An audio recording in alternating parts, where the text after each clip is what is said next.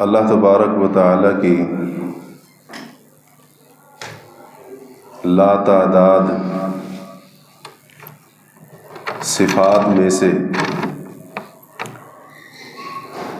ایک بڑی عظیم صفت رحمت بھی ہے۔ اس کی رحمت کی شان یہ ہے کہ پروردگار نے خود فرمایا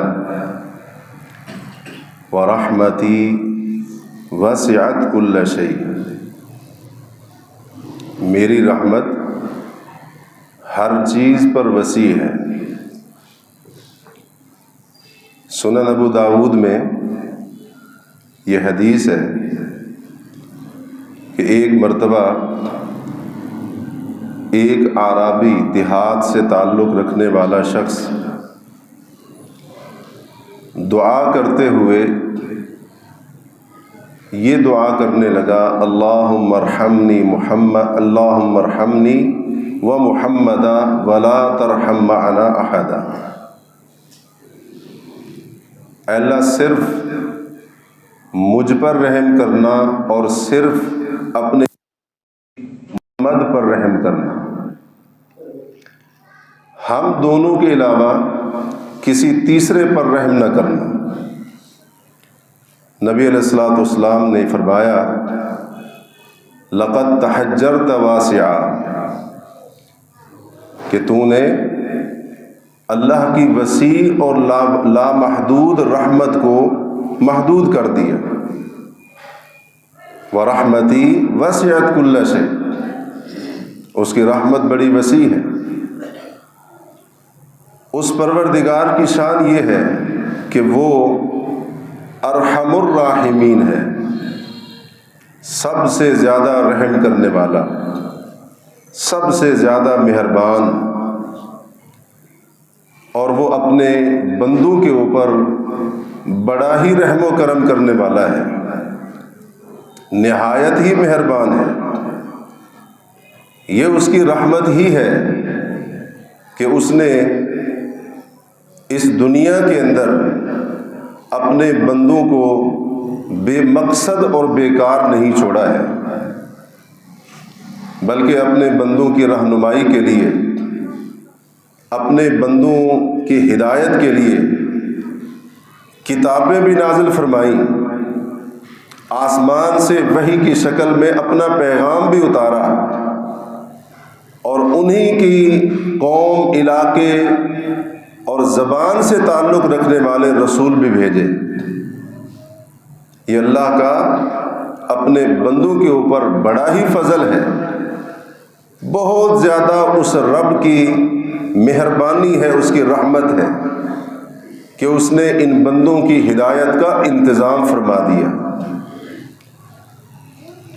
اللہ تبارک و تعالی نے اپنی کتاب میں، قرآن مجید میں کئی مقامات پر اپنی اس عظیم کتاب کو رحمت قرار دیا ہے، اور ایک جگہ پر تو فرمایا کہ وَمَا أَنزَلْنَا عَلَيْكَ الْقُرْآنَ لِتَشْقَىٰ، اے نبی صلی اللہ علیہ وسلم، ہم نے یہ قرآن اس لیے نہیں اتارا کہ آپ کسی مشقت یا تکلیف کے اندر پڑ جائیں، کیونکہ یہ کتاب رحمت ہے، اس کا پیغام ہی رحمت ہے، اور جو نبی اللہ تبارک و تعالی نے ہمارے لیے مبعوث فرمائے، محمد کریم صلی اللہ علیہ وسلم، ان کے بارے میں خود فرمایا وَمَا أَرْسَلْنَاكَ إِلَّا رَحْمَةً لِّلْعَالَمِينَ، ہم نے آپ کو تمام جہان والوں کے لیے رحمت بنا کر بھیجا ہے۔ اس پیغمبر پر ایمان لانے والے، اللہ کی کتاب کی تصدیق کرنے والے، اور ایک رب اور ایک الہ پر یقین رکھنے والوں کو تاکید کی گئی کہ وہ بھی اپنے آپ کو صفات رحمت کے ساتھ مالا مال کریں۔ ابو داؤد کی روایت ہے، نبی علیہ الصلوۃ والسلام فرماتے ہیں الراحمون یرحمہم الرحمن، رحمت کرنے والوں پر رحمان رحمت فرمائے گا۔ ارحموا من فی الارض یرحمکم من فی السماء، زمین والوں پر تم رحم کرو، آسمان والا اپنی رحمتیں تم پر برسائے گا۔ مسند احمد کی روایت ہے، ایک شخص نے نبی کریم علیہ الصلاۃ والسلام سے پوچھا، اللہ کے رسول، جب میں بکری کو ذبح کرتا ہوں مجھے اس کے اوپر بڑا رحم آتا ہے، بڑا ترس آتا ہے دل میں اس کے اوپر، جب اس کی گردن کے اوپر چھری چلا رہا ہوتا ہوں۔ نبی علیہ الصلوۃ والسلام نے یہ سنا، فرمایا وَالشَّاةُ إِن رَحِمْتَهَا رَحِمَكَ اللَّهُ وَالشَّاةُ إِن رَحِمْتَهَا رَحِمَكَ اللَّهُ، بکری پر بھی ترس کھاؤ گے، رحم کرو گے، اللہ تمہارے اوپر رحم کرے گا۔ تو اس کتاب کو ماننے والے کو، رسول کی تصدیق کرنے والے کو اس قدر رحمت کی تعلیم دی گئی کہ یہ صفت تم نے اپنے اندر پیدا کرنی ہے۔ اور جو دین اللہ رب العالمین نے رسول کریم صلی اللہ علیہ وسلم کو دے کر مبعوث فرمایا، دین اسلام، یہ دین سارے کا سارا رحمت ہی رحمت ہے۔ اس کا ایک ایک مسئلہ رحمت ہی رحمت ہے، اس کا ایک ایک پہلو رحمت ہی رحمت ہے۔ زندگی کے کسی شعبے میں بھی یہ دین جب رہنمائی کرتا ہے تو اس رہنمائی کے اندر بھی رحمت کا پہلو غالب ہوتا ہے۔ دین اسلام کا ایک بڑا حصہ عبادات کے اوپر مشتمل ہے، انواع و اقسام کی عبادات ہیں۔ کچھ عبادتیں وہ ہیں جو زبان سے ادا کی جاتی ہیں، کچھ عبادات کا تعلق دل کے ساتھ، کچھ عبادت کے کام وہ ہیں جو پیسہ خرچ کر کے ادا کیے جا سکتے ہیں، اور بعض عبادات کے وہ کام ہیں کہ جو انسان اپنے بدن اور اعضائے بدن کے ساتھ ادا کرتا ہے۔ ان تمام عبادات میں سے ان عبادات کو سب سے زیادہ اہمیت اور فوقیت حاصل ہے کہ جو عبادت کے کام اللہ نے اپنے بندوں پر فرض کر دیے ہیں، اور ان فرض عبادات میں سے سب سے اونچا مقام فرض نماز کا، فرض زکوٰۃ کا، رمضان کے روزوں کا اور بیت اللہ کے حج کا ہے۔ یہ جو عبادتیں اللہ نے فرض کی ہیں اور ان کو لازمی اور ضروری قرار دیا ہے، اللہ تبارک و تعالیٰ کا ان عبادات کو بندوں پر فرض کرنا یہ بھی رب کی رحمت ہے۔ نماز بھی رحمت ہے، زکوٰۃ بھی رحمت ہے، روزہ بھی اللہ کی رحمت ہے، اور حج بھی اللہ کی رحمت ہے۔ اگر انسان اس بات کو سمجھ جائے کہ اللہ تبارک و تعالیٰ نے ان عبادات کو فرض کر کے ان عبادات کی شکل میں میری ڈیوٹی، ذمہ داری لگا کر کتنا زیادہ میرے اوپر رحم و کرم کیا ہے، اللہ رب العالمین جانتا ہے کہ وہ انسان ساری زندگی سجدہ شکر کے اندر پڑا رہے تب بھی وہ اس نعمت کا احساس نہیں کر سکتا ہے۔ اللہ کی بڑی عظیم رحمت ہے، اس مالک نے، اس خالق نے اس دنیا کے اندر ہمیں ایسے نہیں چھوڑ دیا کہ جاؤ تم آزاد ہو، جیسے چاہے زندگی گزارتے رہو، جس طریقے سے چاہے زندگی کے شب و روز ان کو گزار کر میرے پاس واپس آ جانا، بلکہ نہیں، پورا اپنے دین اسلام کے ذریعے ایک عبادات کا نظام دیا ہے اور بعض عبادات کو فرض اور ضروری قرار دیا ہے۔ یہ اللہ نے ہمارے اوپر بہت بڑی رحمت کی ہے، بہت بڑی رحمت کی ہے۔ عبادات اللہ کی رحمت کیسے ہے؟ جب بات فرض کی ہوتی ہے تو فرض کا مطلب ہے کہ وہ کام جس کو لازمی طور پر ہر حال میں ادا کرنا ہے۔ انسان کا یہ جو نفس ہے یہ کسی ڈیوٹی، پابندی کا اپنے آپ کو پابند نہیں سمجھتا ہے، بڑا بھاری گزرتا ہے اس کے اوپر جب اس کو پابند کر دیا جائے، جب اس کو یہ کہہ دیا جائے یہ تیری ڈیوٹی ہے اور تو نے ہر حال میں یہ کرنا ہے۔ نفس کے اوپر بڑی بھاری عبادات. ہم نے کہا عبادات فرض کر کے اللہ نے اپنے بندوں پر رحمت کی بات سمجھ نہیں آئی. عبادات کے ذریعے اللہ اپنے بندوں کے اوپر کیسے رحم فرماتا ہے. عبادات کو فرض کر کے اس نے اپنے بندوں کے اوپر کتنا بڑا فضل فرمایا ہے، کتنی زیادہ رحمت فرمائی ہے. اس کی رحمت کا ایک مظہر اور ایک پہلو یہ بھی ہے، یہ عبادات بندے کو اپنے خالق کے ساتھ جوڑتی ہے. بندے کا اپنے خالق کے ساتھ رابطہ تعلق بحال رہے، اور اگر بندہ ان عبادات کو احسن انداز سے بہتر طریقے سے خالق کی رضا اور مطالبے کے مطابق ادا کرتا رہے تو خالق اور مخلوق کا یہ تعلق بہتر اور خوبصورت ہوتا چلا جاتا ہے. اس لحاظ سے ہم نے کہا یہ عبادات بندوں پر اللہ کی رحمت ہے، زحمت نہیں ہے. نبی علیہ الصلوۃ والسلام کی حدیث ہے صحیح بخاری میں، آپ فرماتے ہیں اللہ نے فرمایا، یہ حدیث قدسی ہو گئی، فرمایا وما تقرب الی عبدی بشیء احب الی مما افترضته علیہ. میرا بندہ کسی بھی ایسی چیز کے ذریعے جو مجھے بڑی محبوب اور پیاری ہو میرے قریب نہیں ہوتا، مما افترضته علیہ، ان کاموں سے بڑھ کر جو کام میں نے اپنے بندے پر فرض کر دیے. جب بندہ ان فرض عبادات کو ادا کرتا ہے رب کا قرب حاصل کرتا ہے، اور جب اللہ کا قرب حاصل ہوتا ہے بندے اور خالق کا تعلق مضبوط سے مضبوط تر ہوتا چلا جاتا ہے. اور خاص طور پر یہ جو اللہ نے 5 وقت کی نماز شب و روز میں دن رات میں 24 گھنٹوں میں ہمارے اوپر فرض کر دی ہے، یہ 5 وقت کی نماز فرض کر کے اللہ نے ہمارے اوپر بڑا رحم فرمایا ہے، بڑا ہی کرم فرمایا ہے. یہ الگ بات ہے کہ ہم ان باتوں کی طرف توجہ نہیں دیتے ہیں، ہم سمجھتے ہیں کہ بڑی بڑی پابندیاں ہیں، ہم ان عبادات کو اپنے لیے شاید باعث تکلیف یا باعث مشقت سمجھتے ہیں. اور خاص طور پر آج کے دور کا وہ مسلمان جس کو مغرب و یورپ کی ہوا لگ چکی ہے وہ تو کچھ ایسے ہی خیال رکھتا ہے، وہ سمجھتا ہے یہ کیا بات ہوئی، 5 ٹائم حاضری دو، وضو کرو، نماز پڑھو، یہ تو بڑا مشکل کام ہے، یہ بار بار زحمت دینے کی ضرورت کیا ہے.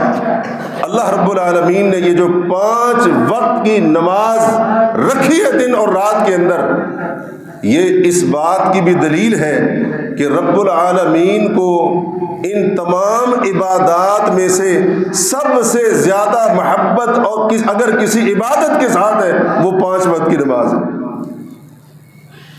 اس لیے تو 5 ٹائم فرض کر دی روزانہ، زکوٰۃ سال کے بعد، روزہ بھی سال کے بعد، حج پوری زندگی میں 1 مرتبہ. نماز کے لیے 5 حاضریاں لگوانی ضروری ہے، فجر کی حاضری بھی یقینی ہو، ظہر عصر مغرب عشاء کے اندر حاضر تیرا ہونا یقینی ہو. یہ جو 5 وقت کی نماز ہے یہ اللہ رب العالمین کے ساتھ تعلق کو مضبوط کرنے کا سب سے اہم بڑا اور مضبوط ذریعہ ہے.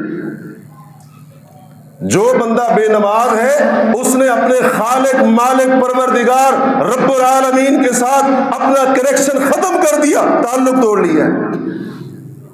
جو 5 ٹائم کا پابندی کے ساتھ نمازی ہے وہ اللہ کے ساتھ اپنے تعلق کو بحال کیے ہوئے. جس قدر اس 5 وقت کی نماز کو احسن انداز سے ادا کرے گا رب العالمین کے ساتھ ان 5 نمازوں کی ادائیگی کی وجہ سے اس کا تعلق بہتر ہوتا چلا جائے گا.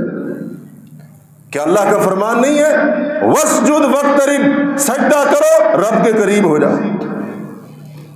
یہ نماز کا سجدہ ایک ایک سجدہ بندے اور رب کے تعلق کو بہتر کر رہا ہے.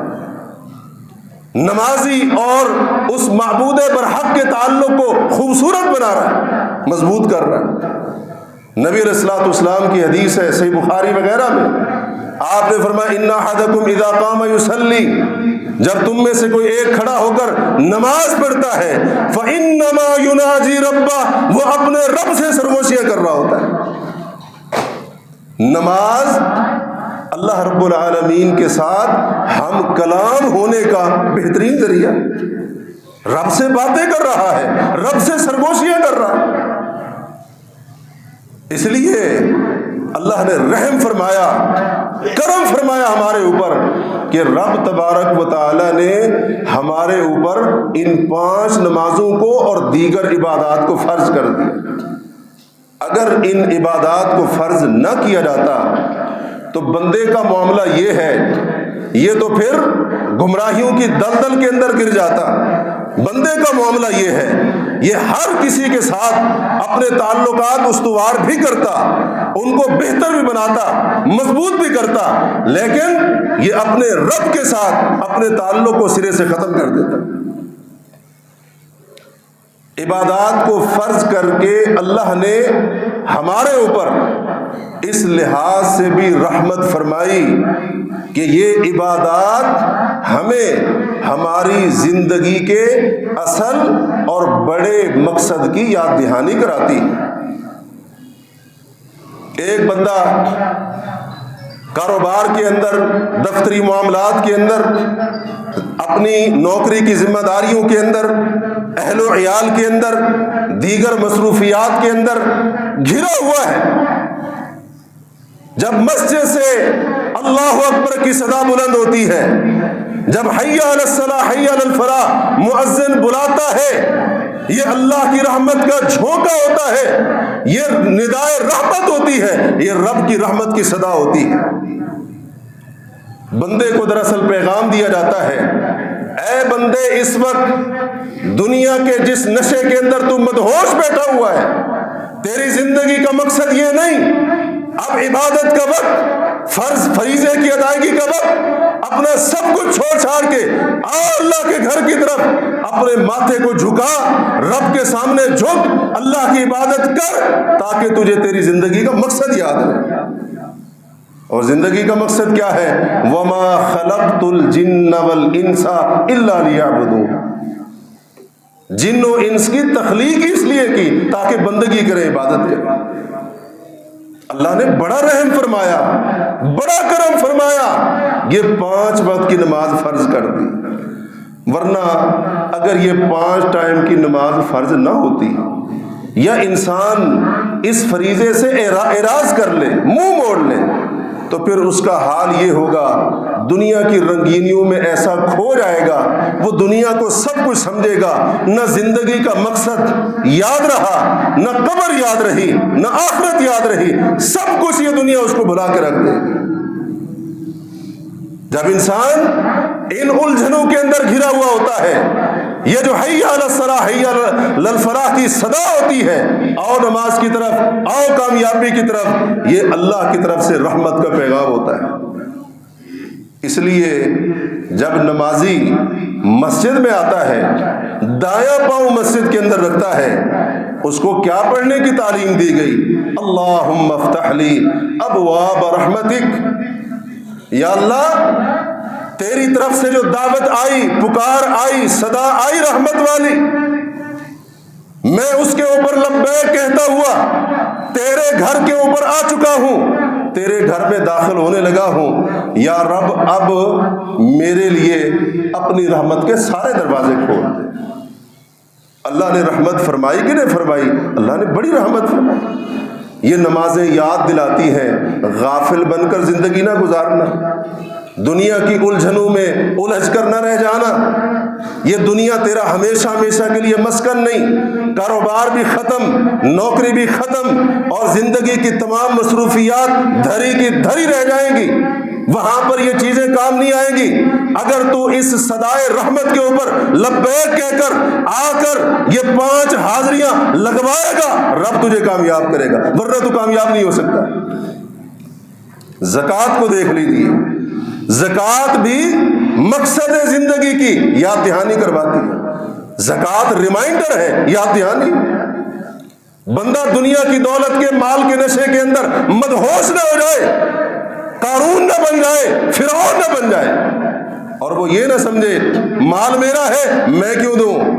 اللہ رب العالمین نے بڑی رحمت فرمائی، زکوٰۃ کو فرض کر دیا صاحب مال کے اوپر، تاکہ اس کو یہ معلوم رہے، یاد دہانی ہوتی رہے، مجھے دنیا میں جائیدادیں بنانے کے لیے نہیں بھیجا گیا، میری زندگی کا مقصد مال کے انبار لگانا نہیں ہے، میری زندگی کا ٹارگٹ وہ بینک بیلنس کو جناب وہ اونچے درجے پر لے جانا نہیں ہے، بلکہ میری زندگی کا مقصد یہ ہے رب جو مال مجھے دے میں اس کے حکم کے مطابق اس کی راہ میں خرچ کر کے اس کی عبادت اور اس کی بندگی کرتا چلا جائے۔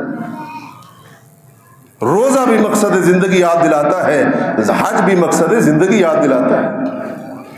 اللہ نے بڑی رحمت فرمائی، یہ عبادات فرض کر دیں، یہ رب کا کرم ہے، یہ اس کی رحمت ہی رحمت ہے، یہ اس کی مہربانی ہی مہربانی ہے کہ اس نے یہ عبادات فرض کر دی کہ ہم اس دنیا کے اندر آ کر اپنی زندگی کے مقصد کو بھولے نہ۔ عبادات کو اللہ نے فرض کیا، اپنے بندوں پر رحمت فرمائی۔ وہ کیسے؟ عبادات کی فرضیت کے ذریعے بندوں کے اوپر رحمت کا ایک پہلو یہ بھی ہے، یہ عبادات بندے کو اس کی اصلیت اور اس کی حقیقت یاد دلاتی ہے، انسان کو اپنی شناخت یاد رہتی ہے، اس کو پتہ چلتا ہے کہ میں اس دنیا کے اندر شتر بے مہار نہیں ہوں، میں اس طرح سے نہیں آیا کہ میں یہ کہوں کہ میں تو آزاد ہوں، میرے اوپر کوئی پابندی نہیں، میرے اوپر کوئی بین نہیں، میں جیسے چاہوں زندگی گزاروں۔ یہ عبادات بندے کو بندہ بناتی ہے، اللہ نے رحمت فرمائی۔ اور جو لوگ ان عبادات سے اپنے آپ کو آزاد سمجھنے لگے، اللہ جانتا ہے ان کی ایک بڑی تعداد آج ملحد اور دہریہ بنی ہوئی نظر آتی ہے۔ اللہ کا بڑا کرم ہے، ہمیں اس کے اوپر غور کرنا چاہیے، کبھی بھی اللہ کی طرف سے لگائے گئے اس ڈیوٹیوں کو زحمت نہ سمجھیں۔ بڑی تکلیف ہوتی ہے جی، بڑی مشقت ہوتی ہے، کام چھوڑ کے آنا پڑتا ہے، یہ کر کے آنا پڑتا ہے، یہ کیا بات ہوئی، یہ کام کرو، یہ بھی ضروری۔ آج العیاذ باللہ ہمارے ذہن کچھ ایسے بنتے جا رہے ہیں، یا پھر ایک پورے منصوبے کے تحت ہمارے اس طرح سے ذہن بنائے جا رہے ہیں۔ اللہ نے کرم فرمایا، رب نے عبادتیں فرض کر دی تاکہ یہ بندہ اپنے بندے ہونے کی حد میں رہے، اس کی شناخت باقی رہے، اس کو پتہ چلے میں کوئی بڑا فن خواہ نہیں، بلکہ میرا ایک خالق بھی ہے، میرا ایک مالک بھی ہے، میرا ایک رازق بھی ہے، مدبر بھی ہے، جس نے ہر چیز میرے فائدے کے لیے پیدا کر کے اس کو میری سہولت کے لیے آسان کر دیا ہے، میں اس کے حکم سے آزاد نہیں۔ اس لیے اس کو اپنی حقیقت کو، اپنی اصلیت کو ہمیشہ کے لیے یاد کرتے رہنا چاہیے۔ اللہ نے یہ عبادتیں اس لیے فرض کی، ورنہ اگر یہ عبادتیں فرض نہ ہوتی تو پھر فرعون، قارون، ابو جہل، ابو لہب لگنے میں دیر نہیں لگتی ہے، کوئی دیر نہیں لگتی ہے۔ اللہ نے بڑی رحمت فرمائی ہے ہمارے اوپر۔ بندہ کون ہوتا ہے؟ بندہ پہچانا جاتا ہے بندگی سے، اور ہم کون ہیں؟ عبداللہ، اللہ کے بندے، عبد الرحمن، رحمان کے بندے۔ اگر تو اللہ کا رحمان کا بندہ ہے، اس رب العالمین کا بندہ ہے، اللہ نے عبادت فرض کر دی، تیری ذمہ داری ہے کہ اس اپنے پروردگار کی عبادت بندگی کر کے اپنے بندہ ہونے کا ثبوت دے، تاکہ تجھے یاد رہے میں اس خالق اور مالک آسمانوں کے رب کے حکم کا پابند ہوں۔ ورنہ وہی بات ہے جو ابھی میں نے آپ کے سامنے ذکر کی، جن لوگوں نے عبادات کو چھوڑا، آج مسلمانوں کی ایک بڑی تعداد، خاص طور پر نوجوانوں میں سے، الحاد کی طرف جا رہی ہے، دہریت کی طرف جا رہی ہے، دین مذہب کے انکار کی طرف جا رہی ہے۔ اگر آپ وجوہات تلاش کریں اس میں ایک بڑی وجہ یہ ہے، سب سے پہلے انہوں نے عبادات کو چھوڑا، نتیجہ یہ نکلا وہ الحاد کی آخری سیڑھی کے اوپر پہنچے۔ حضرات اللہ نے بڑا کرم کیا ہے، رب کا احسان مند ہونا چاہیے، اللہ کا شکر گزار ہونا چاہیے، اس مالک اور خالق نے یہ عبادتیں ہمارے اوپر فرض کر دی ہیں۔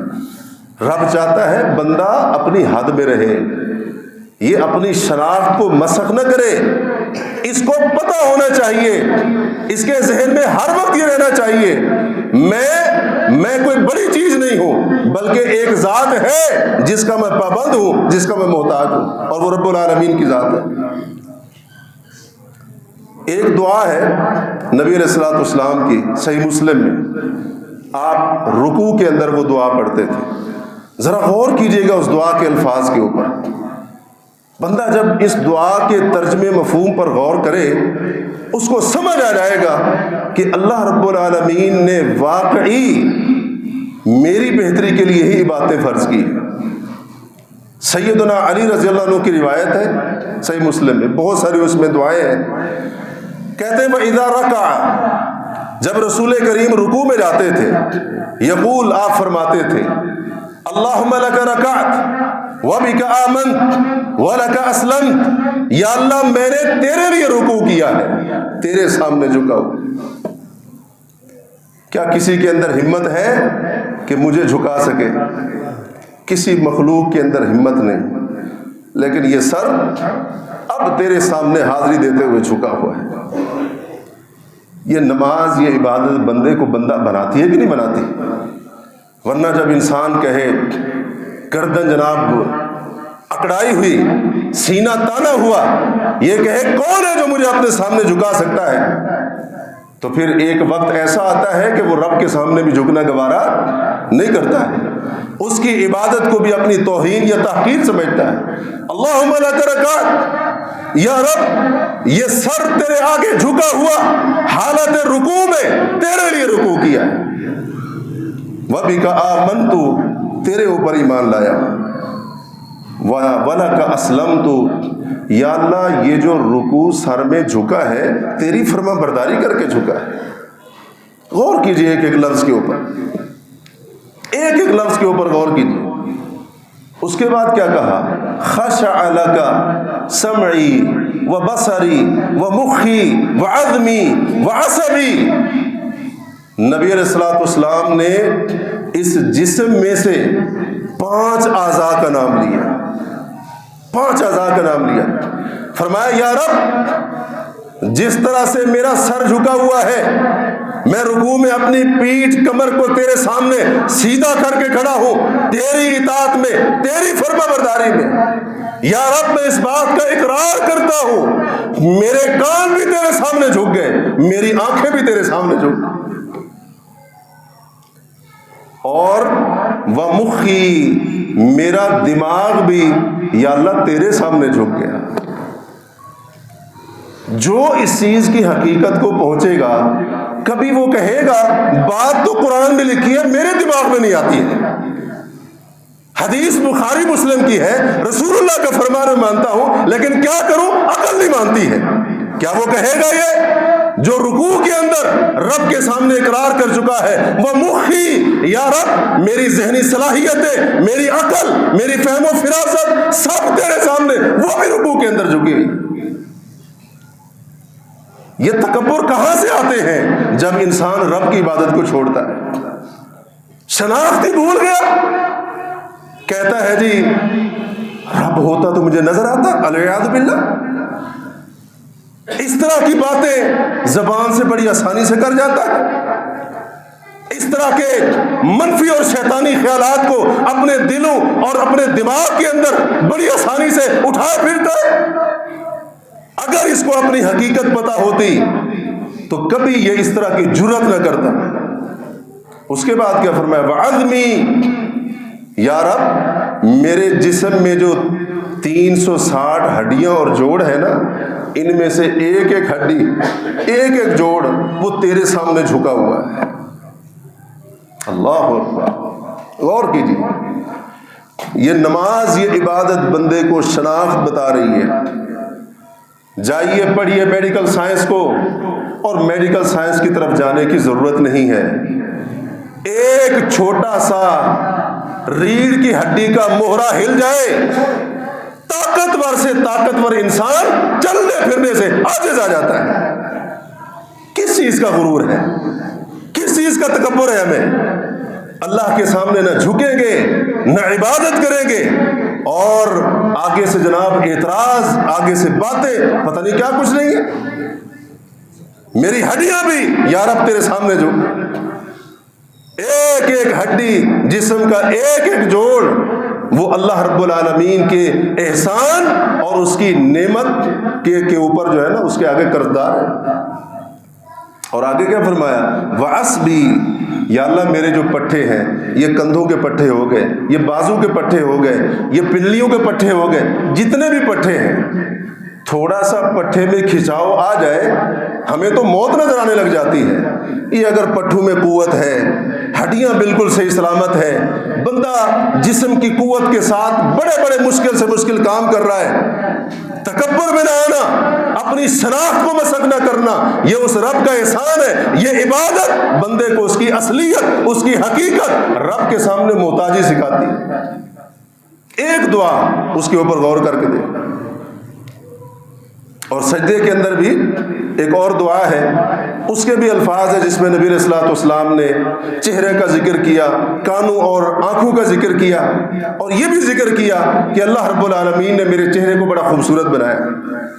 یہ عبادت انسان کو اس کی شناخت کرواتی ہے، اس لیے اللہ نے یہ باتیں فرض کر دی ہیں۔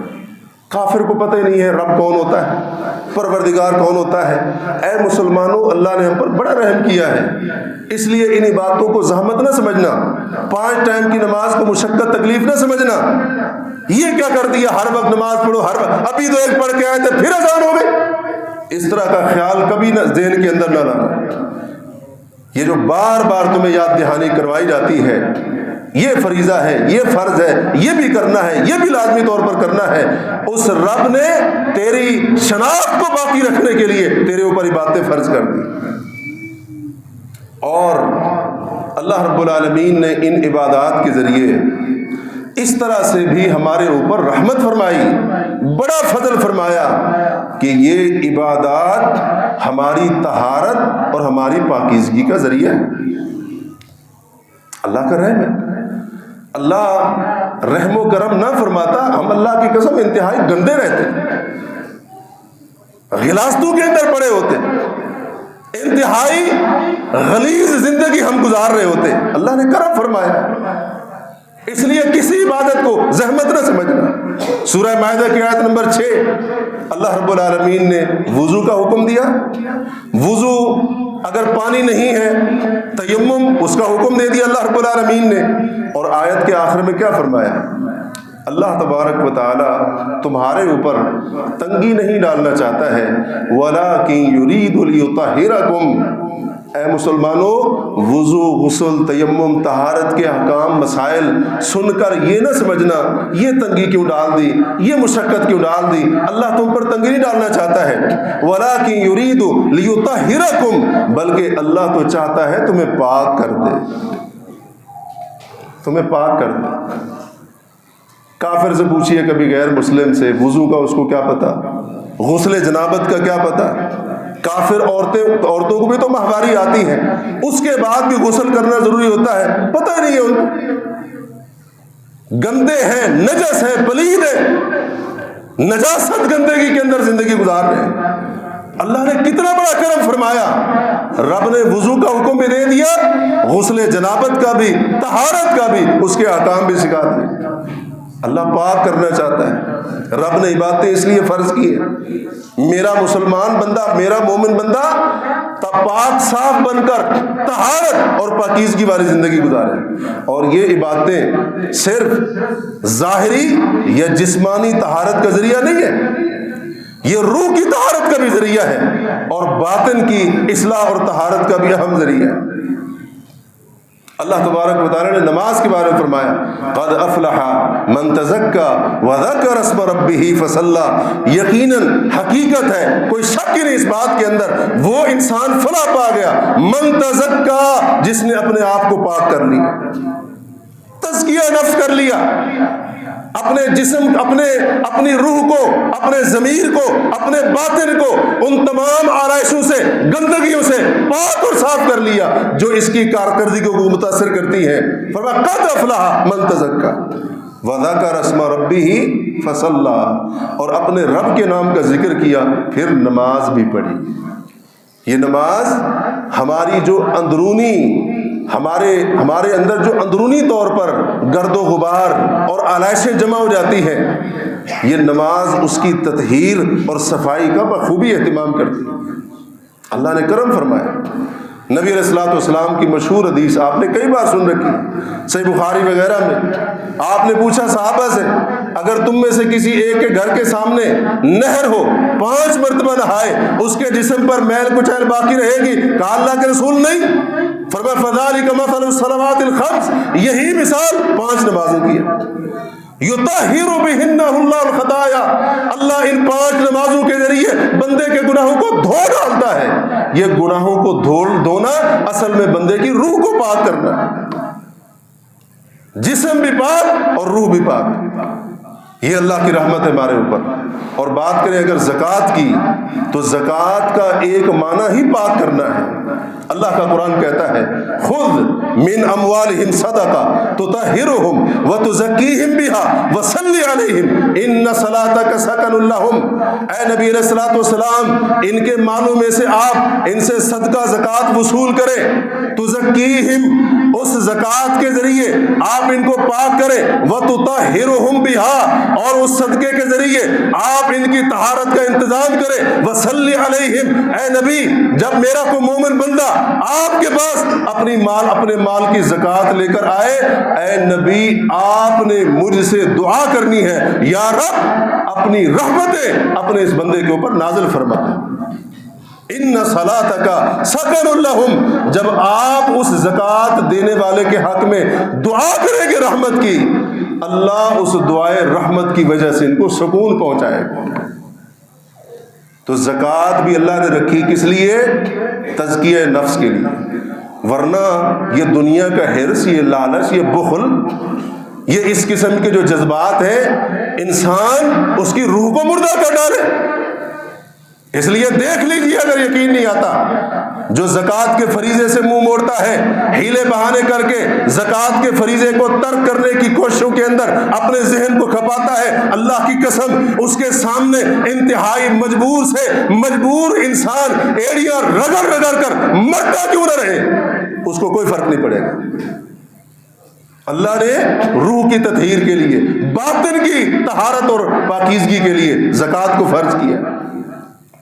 روزے کو دیکھ لیں، روزہ بھی تزکیہ نفس کا ہم ذریعہ، اور حج اس کے بارے میں تو آپ یوں کہہ لیجئے کہ روح کی اصلاح اور ترقی کا پورا ایک کورس اللہ نے رکھ دیا۔ یہ اللہ کی رحمت ہے اپنے بندوں کے اوپر۔ اور جب بات آتی ہے عبادات کی، اللہ نے اس لحاظ سے بھی بندوں کے اوپر رحم فرمایا۔ پہلی بات تو یہ ہے کہ اللہ تعالیٰ نے عبادات فرض ہی اس پر کی ہے جو صاحب استطاعت ہو۔ میں بات نماز روزے کی نہیں کر رہا، زکوٰۃ اور حج کی خاص طور پر کر رہا ہوں۔ نماز ہر بندہ پڑھ سکتا ہے، اس لیے نماز کے بارے میں کسی کو چھٹی نہیں ہے۔ نماز کے بارے میں کسی مسلمان کو چھٹی نہیں ہے۔ بیمار ہے، مریض ہے، بیماری کے بستر کے اوپر اس طرح سے پڑا ہے کہ صرف اس کی آنکھیں کھلی ہیں، ہوش و حواس میں ہے، جسم کا ایک حصہ بھی حرکت نہیں کر سکتا، اس کے اوپر بھی نماز فرض ہے۔ نماز کی کوئی چھٹی نہیں۔ اور روزہ اس کے بارے میں صرف اس مسلمان مرد یا عورت کو چھٹی اور رخصت ہے کہ جو عمر کی اس سٹیج پر پہنچ چکے ہوں کہ جب ان کے لیے روزہ رکھنا ممکن ہی نہ ہو۔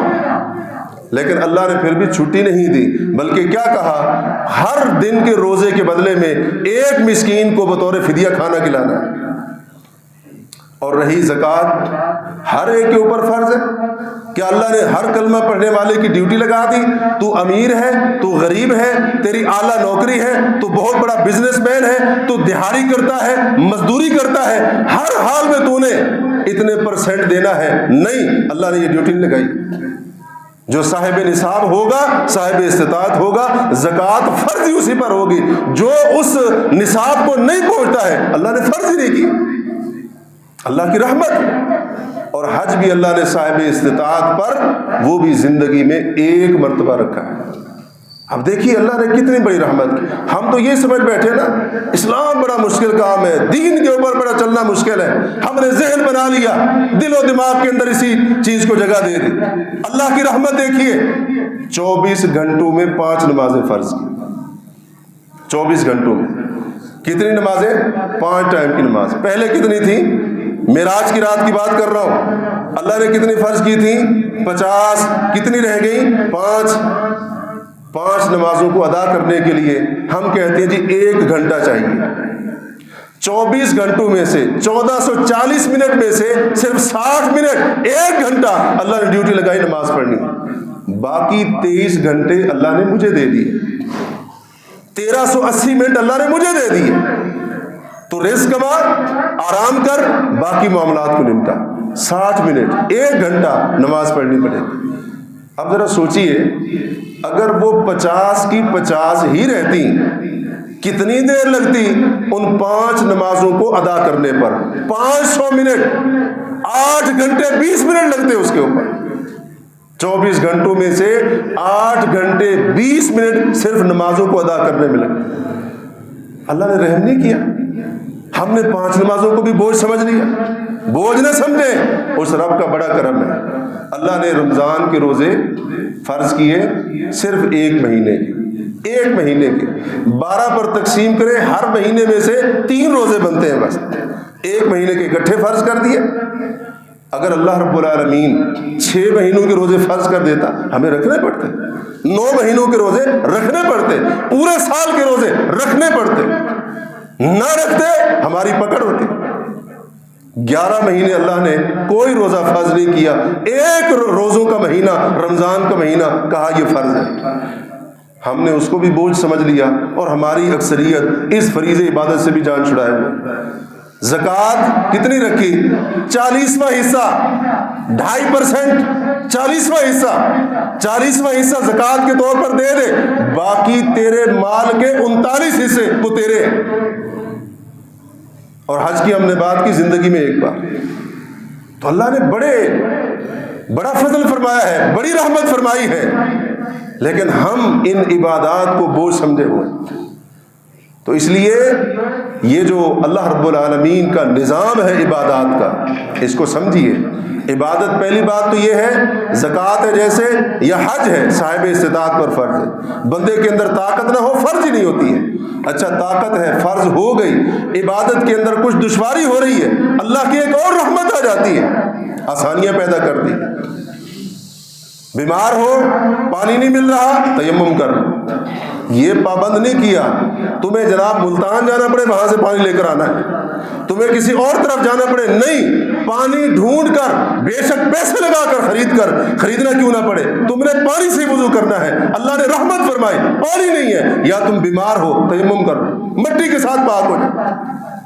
سردیوں کا موسم ہے، بندے نے جرابے موزے پہنے ہوئے، اللہ نے اجازت دے دی، سہولت دے دی، موضوع پر مسح کر۔ نماز 4 رکعت والی 2 رکعت کر کے پڑھ، یہ رحمت ہے اللہ کی۔ اور 2 نمازیں ظہر عصر مغرب عشاء سفر کی وجہ سے، دوران سفر اکٹھی کر کے پڑھنے کی اجازت دی۔ اللہ نے کتنی آسانیاں کی ہیں۔ اور اگر ایسے بھی نہ ہو، عبادت کرنی ہے، اس کے اوپر مشقت بھی ہے، کوئی آسانی نہیں آئی اللہ کی طرف سے، تو پھر اس عبادت کے اوپر جتنی مشقت آئے گی، اللہ اس مشقت کی وجہ سے بندے کے اجر و ثواب کو بڑھا دے۔ یہ اللہ کی رحمت ہے، اور اس کے اوپر بھی بہت سارے دلائل موجود ہیں۔ تو عرض کرنے کا مقصد یہ تھا، اللہ رب العالمین نے یہ جو ہمارے اوپر عبادتیں فرض کی ہیں، یہ بطور زحمت نہیں ہے، یہ بطور رحمت ہے۔ اس لیے اللہ نے اگر ہمارے اوپر رحمت فرمائی ہے تو ہمیں بھی اللہ کے اس احسان پر اللہ کا شکر گزار ہونا چاہیے. ہمیں 5 وقت کی نماز بھی پڑھنی چاہیے دلی رضا رغبت اور خوشی کے ساتھ، نہ کہ ان 5 نمازوں کو زحمت مشقت تکلیف اور بوجھ سمجھ کر. جس کو اللہ نے مال دیا ہے اور اس پر زکوٰۃ فرض ہوتی ہے، وہ خود بخود اپنے مال کی زکوٰۃ پورے حساب کے ساتھ نکال لے. اللہ کا حکم ہے، رب کی طرف سے فریضہ ہے.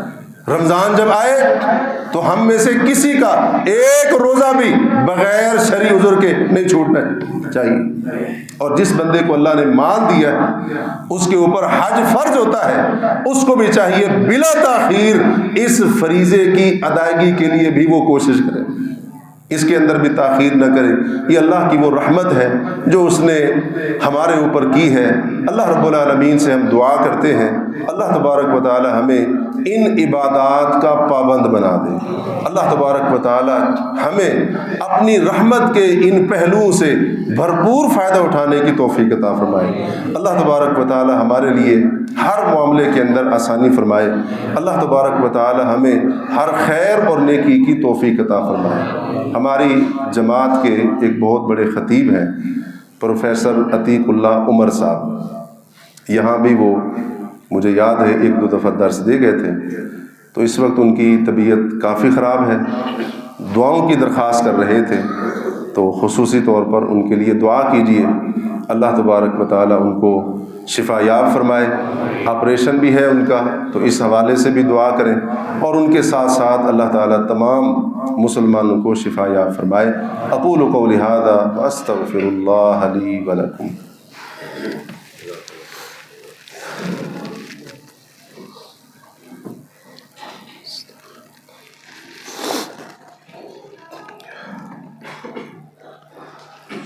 ان الحمد للہ نحمده ونستعینه ونستغفره ونعوذ باللہ من شرور انفسنا ومن سیئات اعمالنا. من يهده الله فلا مضل له ومن يضلل فلا هادي له. اشهد ان لا اله الا الله وحده لا شريك له واشهد ان محمدا عبده ورسوله. اما بعد فإن خير الحديث كتاب الله وخير الهدي هدي محمد صلى الله عليه وسلم وشر الأمور محدثاتها وكل محدثة بدعة وكل بدعة ضلالة وكل ضلالة في النار. اللهم صل على محمد وعلى آل محمد كما صليت على إبراهيم وعلى آل إبراهيم إنك حميد مجيد. اللهم بارك على محمد وعلى آل محمد كما باركت على إبراهيم وعلى آل إبراهيم إنك حميد مجيد. سبحان ربك رب العزة عما يصفون وسلام على المرسلين والحمد لله رب العالمين.